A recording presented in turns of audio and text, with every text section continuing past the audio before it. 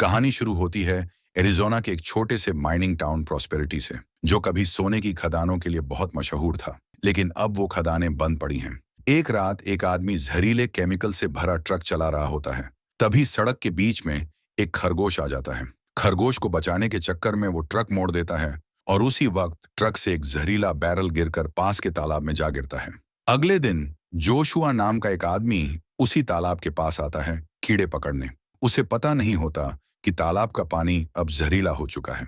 Joshua हर रोज यहाँ आता है क्योंकि उसके पास कई सारी मकड़ियां हैं जिन्हें वो अपने पालतू की तरह रखता है और इन्हीं कीड़ों को खिलाता है।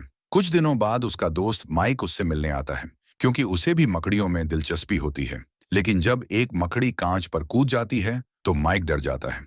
तभी वो नोटिस करता है कि मकड़ियां अब बहुत बड़ी हो चुकी हैं। जोशुआ बताता है कि वो उन्हें कुछ खास जादुई झींगुर खिलाता है और सोचता है कि उसकी ये खोज उसे बहुत अमीर बना देगी। उसी दौरान एक बड़ी टैरेंटुला अपने पिंजरे से भाग जाती है। जोशुआ उसे ढूंढने लगता है और माइक को अपनी कैनुएला नाम की जहरीली रानी मकड़ी दिखाता है, जो अपने शिकार को अंदर से गलाने वाली अम्लीय जहरीली तरल बनाती है।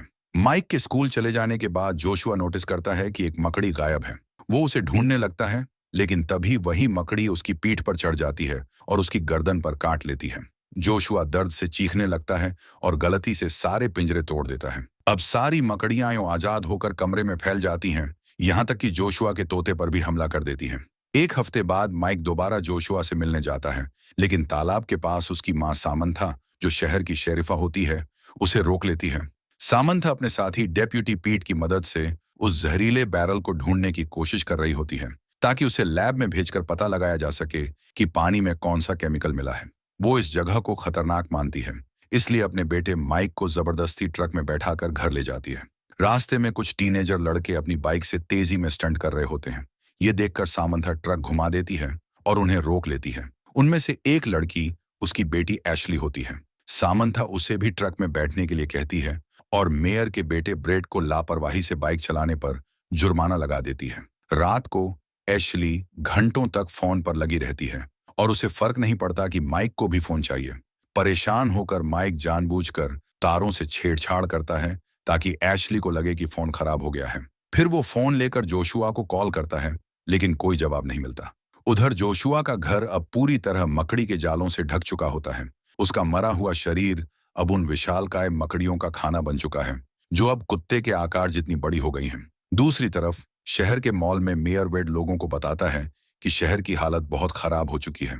उसका कहना है कि अगर यहाँ एक बड़ा कमर्शियल कॉम्प्लेक्स बनाया जाए तो शहर की अर्थव्यवस्था सुधर सकती है, लेकिन इसके लिए उसे लोगों की जमीन चाहिए।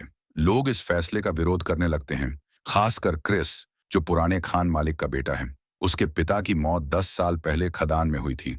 क्रिस अब शहर लौट आया है और जानता है कि उसके पिता को खदान में सोने की नस मिली थी, इसलिए वो अपनी जमीन बेचने से इनकार कर देता है। वेड और क्रिस में बहस बढ़ जाती है और गुस्से में क्रिस वेड को मुक्का मार देता है।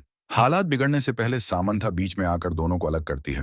वो क्रिस को याद दिलाती है कि उसका गुस्सा हमेशा से उसका दुश्मन रहा है और उसे समझाती है कि इस बार बख्श दिया गया है, लेकिन अगली बार नहीं। दूसरी तरफ पीट के घर में अजीब चीजें होने लगती हैं। उसकी बिल्ली वेंट में कुछ हलचल महसूस करती है। दरअसल एक मकड़ी अंदर घुस चुकी होती है। बिल्ली उसे पकड़ने के लिए उसके पीछे चली जाती है। उसी वक्त पीट की पत्नी रसोई में रखे कैन तक हाथ बढ़ा रही होती है, लेकिन पति से झगड़ते हुए उसे पता ही नहीं चलता कि वहीं पास में एक मकड़ी छिपी हुई है। अचानक दोनों को वेंट के अंदर से अपनी बिल्ली की दर्द भरी आवाजें सुनाई देती हैं।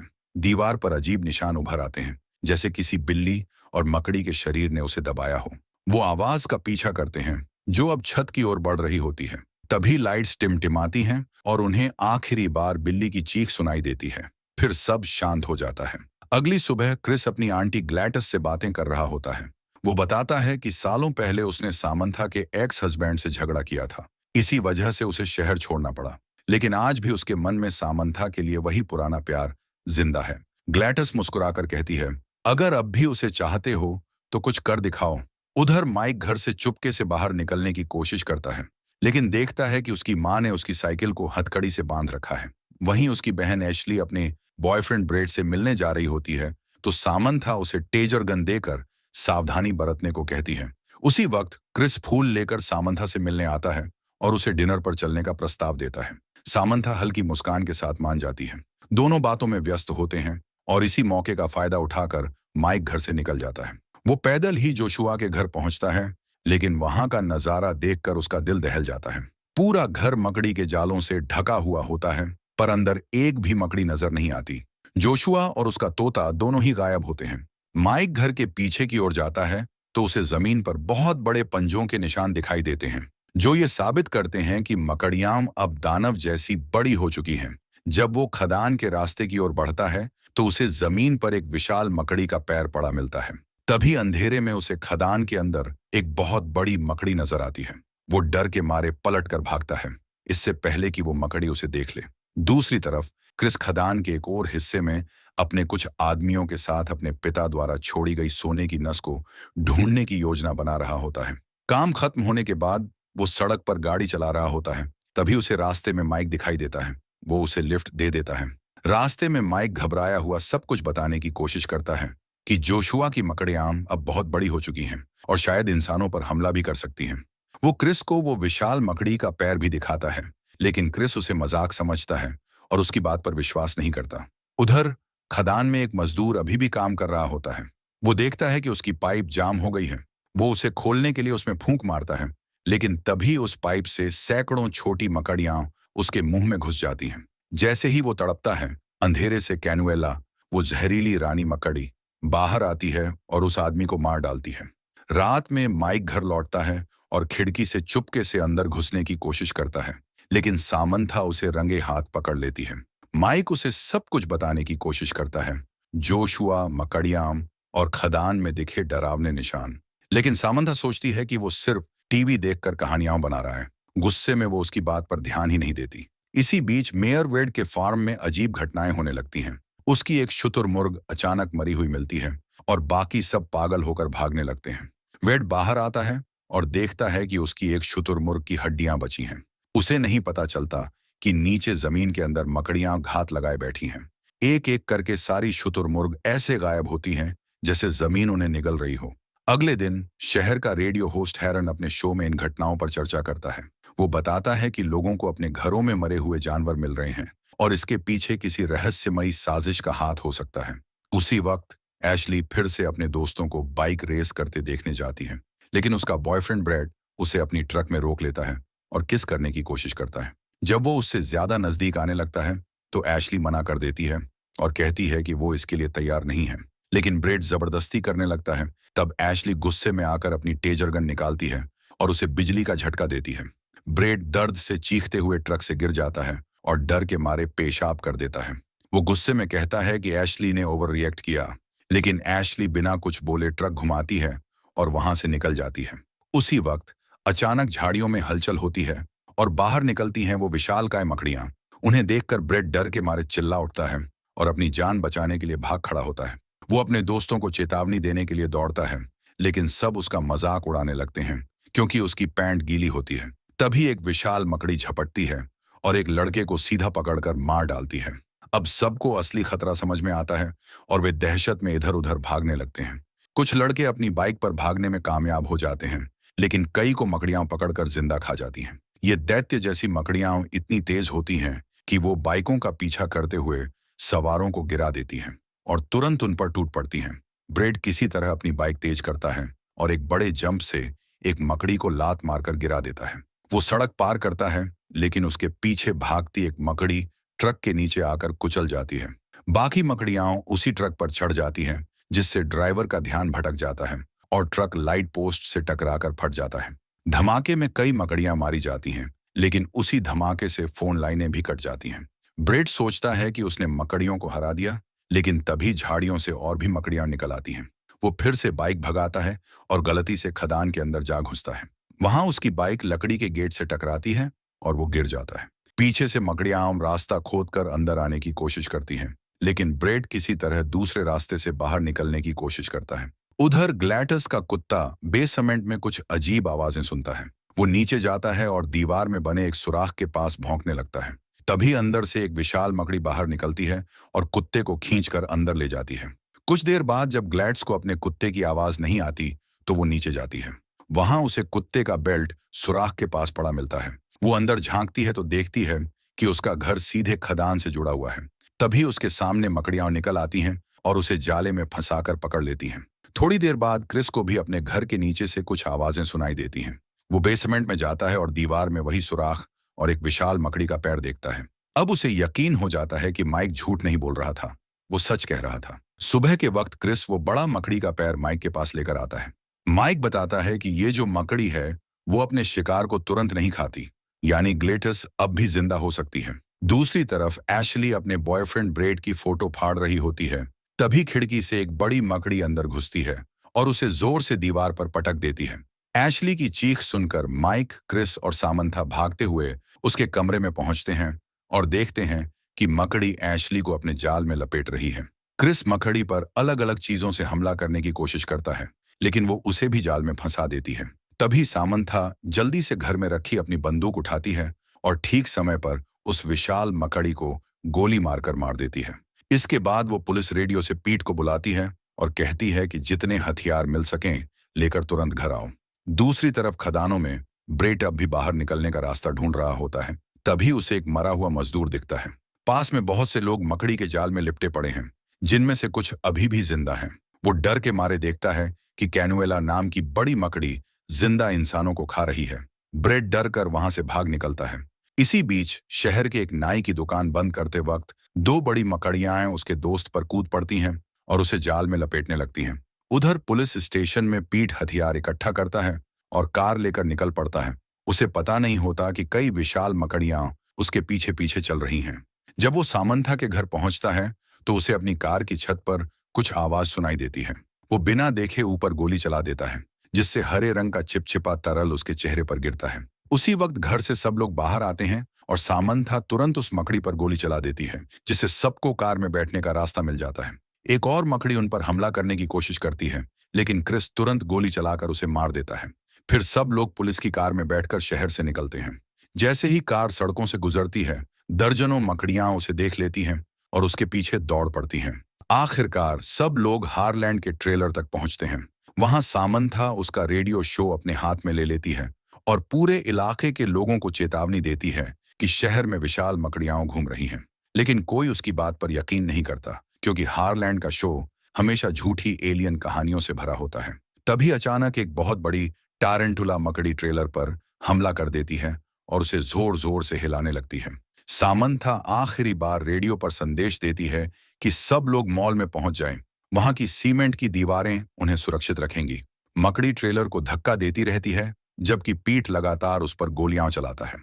आखिरकार वो मकड़ी जमीन पर गिरकर मर जाती है, लेकिन साथ ही ट्रेलर भी गिर जाता है और अंदर मौजूद लोगों की चीखें रेडियो पर सुनाई देती हैं। इतने में दूसरी टारंटुला मकड़ी अपने साथ कई छोटी मकड़ियां लेकर आती है, जिससे टीम जल्दी से कार में बैठकर वहां से भागती है। शहर में दूसरी तरफ एक गाड़ी चलाने में दिक्कत हो रही होती है, क्योंकि उसकी छत पर भी एक मकड़ी चिपकी होती है, जिससे वो गाड़ी टकरा जाती है। लोग बाहर निकलकर देखते हैं तो सड़कों पर सैकड़ों मकड़ियां दौड़ती दिखती हैं। पूरा शहर दहशत में आ जाता है। लोग इधर उधर भाग रहे हैं, मकड़ियां खिड़कियां तोड़कर अंदर घुस रही हैं, छतों पर कूदकर इंसानों को मार रही हैं। कुछ मकड़ियां जमीन के नीचे से निकलकर हमला करती हैं। एक आदमी सीढ़ी को पुल की तरह इस्तेमाल करके अपनी कार तक पहुंचने की कोशिश करता है, लेकिन मकड़ियां चालाकी से उसकी कार के दरवाजे फाड़ देती हैं और उसे भी पकड़ लेती हैं। जब सामंथा की टीम वहां पहुंचती है और पूरे शहर का हाहाकार देखती है, तो वो पुलिस स्पीकर से सबको चिल्लाकर कहती है, सब लोग मॉल की तरफ भागो। इस वक्त मॉल में सिर्फ कुछ वर्कर और वेड मौजूद होता है, जो भीड़ को आते देख खुश हो जाता है, क्योंकि उसे लगता है कि सब लोग उसे देखने आए हैं। जैसे ही लोग मॉल में भागते हैं, सामंथा और पीट दरवाजे पर रुक कर आने वाली मकड़ियों पर गोलियां चलाते हैं, ताकि बाकी लोग सुरक्षित अंदर पहुंच जाएं। जैसे ही सभी अंदर पहुंचते हैं, एक वर्कर गेट को बंद कर देता है, तो सामंथा और पीट भी दौड़कर अंदर आते हैं और गेट नीचे गिरने से पहले दरवाजों को बंद कर लेते हैं। दरवाजे सुरक्षित होने के बाद सभी के बीच बहस शुरू हो जाती है कि अब आगे कैसे बढ़ना है। उन्हें सेना को बुलाने की जरूरत है और वेड बताता है कि उसके पास मोबाइल है, लेकिन सिग्नल बहुत कमजोर है। इसलिए क्रिस और हार्लोन स्वयं छत पर जाकर एंटेना इस्तेमाल करने की कोशिश करते हैं। बाकी लोग हर दुकान में हथियार तलाशते हैं। माइक कुछ परफ्यूम की बोतलें लेकर क्रिस को देता है और बताता है कि ये मकड़ियों की तेज सूंघने की क्षमता को भ्रमित कर सकती है। कुछ ही मिनटों में क्रिस और हार्लोन छत पर पहुंच जाते हैं। क्रिस एंटेना पर चढ़ना शुरू करता है और मकड़ियां भी बिल्डिंग पर चढ़ रही होती हैं। हार्लोन कुछ गोलियां चलाकर उन्हें पीछे रखने की कोशिश करता है और आखिरकार क्रिस सिग्नल पकड़ लेता है। लेकिन जब वो 911 को कॉल करता है, ऑपरेटर उसकी कहानी पर विश्वास नहीं करता। इसी बीच मकड़ियों का दूसरा समूह सामने के गेट पर हमला करना शुरू कर देता है, धीरे धीरे उसे तोड़ते हुए। लोग धैर्यपूर्वक इंतजार करते हैं, लेकिन एशली देखती है कि वेड पीछे के दरवाजे से निकल रहा है। वो भीड़ को बताती है और एक मॉल वर्कर ध्यान देता है कि वेड खदान की तरफ बेसमेंट से जा रहा है। सामंथा अपने बच्चों को वहां छिपाने भेजती है और बाकी वयस्क टैरेंटुला को मारने की तैयारी करते हैं। टैरेंटुला गेट तोड़ देती है और पीछे हटकर हजारों छोटी मकड़ियों को मॉल में घुसने देती है। भीड़ तुरंत गोलियां चलाती है, लेकिन दुश्मन बहुत अधिक होते हैं, इसलिए सभी को बेसमेंट की ओर भागना पड़ता है। मॉल में पूरी तरह अराजकता फैल जाती है। हर कोने में लोग मकड़ियों से मारे जाते हैं या पकड़ लिए जाते हैं। पीट बेसमेंट तक समय पर नहीं पहुंच पाता तो वो एक शटर को उठाकर नीचे फिसल जाता है। जब मकड़ियां शटर के नीचे अपने पैर डालती हैं, पीट तुरंत चेनसॉ से उन सभी को काट देता है और रास्ता साफ कर देता है। बेसमेंट में पहुंचे सभी बचे हुए लोग हैरान रह जाते हैं जब उन्हें पता चलता है कि वेड ने अगला दरवाजा लॉक कर दिया है, यानी अब वे सब अंदर फंस गए हैं। दूसरी तरफ छत पर क्रिस और हार्लोन के चारों ओर मकड़ियां घिर चुकी हैं। हार्लोन सबका ध्यान बंटाने के लिए छलांग लगाकर नीचे झाड़ियों में कूद जाता है। ठीक उसी वक्त पीट भी बाहर आता है। अब उनके पीछे पीछे मकड़ियां आ रही हैं और दरवाजा सिर्फ अंदर से खुल सकता है, इसलिए दोनों को भागना ही पड़ता है। खदान के अंदर वेड की मुलाकात ब्रेड से होती है। तभी मकड़ियां उन्हें ढूंढ लेती हैं। वेड ब्रेड की बाइक लेकर भागने की कोशिश करता है, लेकिन एक विशाल मकड़ी उसे पकड़कर अंदर घसीट ले जाती है। ये देखकर ब्रेड समझ जाता है कि अब जान बचाने का एक ही रास्ता है, बाइक पर बैठकर तेजी से भाग जाना। उधर मॉल में बार्बर छिपे हुए कोने से बाहर आता है, लेकिन उसे पता नहीं चलता कि पास का तंबू हिल रहा है। अचानक एक मकड़ी वहां से निकलती है और उस पर झपट पड़ती है। वापस छत पर क्रिस एंटेना पर थोड़ा और ऊपर चढ़ता है और केबल्स पकड़कर नीचे फिसलता हुआ वेंट्स के रास्ते सीधे मॉल के अंदर पहुंच जाता है। सामंथा उसे जालियों में फंसा देख लेती है और जल्दी से निकालकर बाकी सबके साथ बेसमेंट में चली जाती है। अचानक दरवाजे पर जोरदार धमाके होने लगते हैं और पल भर में वो गिर जाता है। लेकिन डरने की बात नहीं, वो कोई मकड़ी नहीं बल्कि ब्रेड होता है, जो मशीन की मदद से रास्ता खोल रहा होता है। उसके पीछे कुछ मकड़ियां होती हैं जिन पर सब लोग मिलकर गोलियां चलाते हैं और उन्हें खत्म कर देते हैं। लेकिन मकड़ियां अभी भी दूसरे दरवाजे को तोड़ने की कोशिश कर रही होती हैं, इसलिए सामंथा तुरंत मशीन को खिसकाकर उस दरवाजे के सामने लगा देती है ताकि रास्ता बंद हो जाए। फिर वो बाकी लोगों के साथ खदान के रास्ते से बाहर निकलने लगती है। जैसे ही सब लोग सुरंगों के अंदर दौड़ रहे होते हैं, क्रिस को एक अजीब सी गंध महसूस होती है। वो तुरंत समझ जाता है कि ये मीथेन गैस है, यानी जरा सी चिंगारी भी पूरी खदान को उड़ा सकती है। अंधेरे में चलते वक्त एक मॉल वर्कर गलत रास्ते पर चला जाता है और तभी एक विशाल मकड़ी उस पर झपट कर उसे घसीट ले जाती है। कुछ सेकंड बाद दूसरी मकड़ी भी हमला करती है, लेकिन ग्रुप के लोग क्रॉसबो से उसे बिना कोई चिंगारी पैदा किए खत्म कर देते हैं। थोड़ा आगे जाकर उन्हें मकड़ियों का घोंसला मिलता है, जहां कई इंसान जाल में लिपटे हुए कैद हैं और रानी मकड़ी उन्हें खाने की तैयारी कर रही होती है। अचानक छत से कुछ गिरता है, सब डर जाते हैं, लेकिन वो वेड होता है जो खुद जाल में फंसा होता है। उसे आजाद कराने के बाद क्रिस सामंथा से कहता है कि वो बाकी लोगों को लेकर बाहर निकले, जबकि वो ग्लैड्स को ढूंढने के लिए रुकेगा। जाने से पहले क्रिस अपने दिल की बात कहने की कोशिश करता है, लेकिन सामंथा मुस्कुराते हुए बताती है कि उसे पहले से पता था, और ये भी कि उसने उसके पति को इसलिए पीटा था क्योंकि वो उसे धोखा दे रहा था। दोनों एक छोटे से गुड बाय किस के साथ अलग हो जाते हैं। उधर बेसमेंट में टैरेंटुला दरवाजा तोड़कर अंदर घुस आती है और बाकी मकड़ियों के साथ लोगों का पीछा करने लगती है। वहीं खदान के अंदर क्रिस कई जालों में लिपटी लाशें देखता है, जब तक कि उसे ग्लैटिस जिंदा नहीं मिल जाती। तभी वो देखती है कि उनके पीछे ही सोने की खदान है, वही जो उसके पिता ने खोजी थी। उसी वक्त कानुएला, वो घातक रानी मकड़ी, वहां आ जाती है। क्रिस गोली नहीं चला सकता क्योंकि एक चिंगारी सब कुछ उड़ा देगी, इसलिए वो चतुराई से परफ्यूम फेंक देता है। कानुएला घबरा जाती है और इसी मौके का फायदा उठाकर क्रिस और ग्लैड्स ब्रेड की बाइक पर भाग निकलते हैं। रास्ते में क्रिस एक माचिस की डिब्बी को एक लैंप के अंदर छिपा देता है। जब कानुएला उनका पीछा कर रही होती है, तब बाहर बाकी लोग जनरेटर तक पहुंचते हैं, लेकिन उसमें गैस नहीं होती। तभी एशली समझदारी दिखाती है और अपना टेसर इस्तेमाल करती है, जिससे जनरेटर चल पड़ता है।